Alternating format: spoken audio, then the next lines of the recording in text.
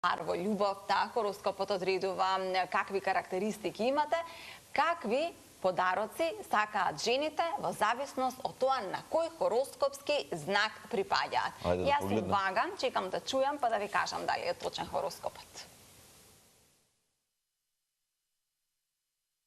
Уште само еден ден не дели од празникот на жената, а не постои жена која не сака да добија доза внимание на овој ден.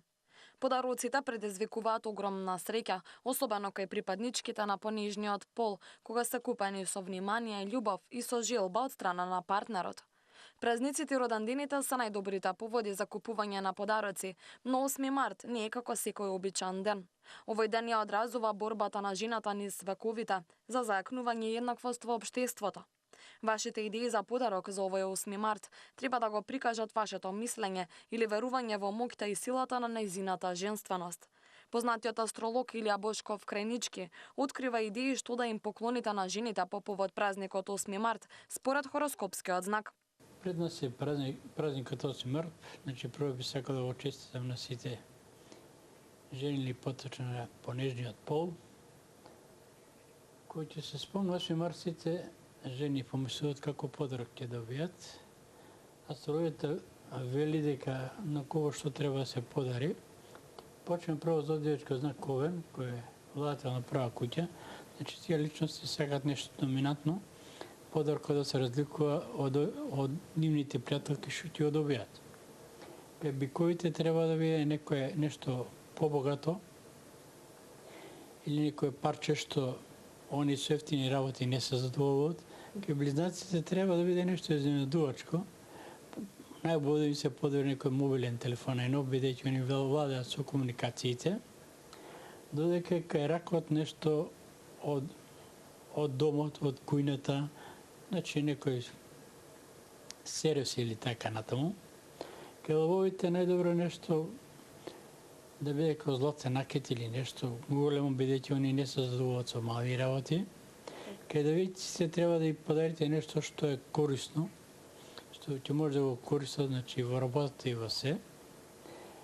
Кај терезиите или вагите, како сакате кажете, треба да се подари нешто што ќе разубави незината личност, кој што е парфем или така нешто друго.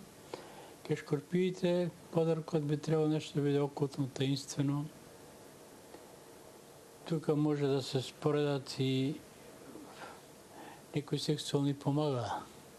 Така е скратно, нема да го кажам, се враќаме на шкорпиите пак. Мислам, кај шкорпиите треба нешто таинствено, окултно да се подари. Да и биде изненадувачка, например, да го ставите од две кесињи и така натаму. Кај стелците подаркот треба да биде нешто исклучително, поможно да е одстранство. Значи не секојдневен. Кај јарците, они би повеќе били среќни кои подарите нешто што може да го користите и во работата. Додека кај водолите мора нешто да биде изненадувачко, не секојдневно. И рибите, они сакаат нешто романтичен некој подарок, значи обавено со подарокот да им се подари цвеќе. Месец март ќе биде поволен за некои хороскопски знаци, а некои треба да бидат внимателни во полето на љубовта и работата. За кои хороскопски знаци месецот март ќе биде најповолен? Пред ова да ви го дадам, мислам, одговорот за кои хороскопски знаци ќе биде најповолен, би сакал да кажам дека сите знаци треба да внимаваат од 5 до 28 март, бидејќи во тој период Меркур е ретрограден. Меркур владее со интелектуалната енергија, значи треба да се внимава што се потпишува, какви одлуки се донесуваат, да се избегнат конфликти со роднини на работа, со колеги, со работници. И да се внимава на промена на времето, бидејќи ќе се почувствува. Меркур владее и со дишните органи, кои што е познато, како и со стомакот. Инаку најповолен ќе биде за рибите, бидејќи ќе бидат доминантни, кај нив сонцето во прво поле. Најмотивно поле само момент. Исто така кај нив и Венера е тука. Иначе на финансиско поле обновите треба да внимаваат, бидејќи Марс е во нивно второ поле, полето на парите.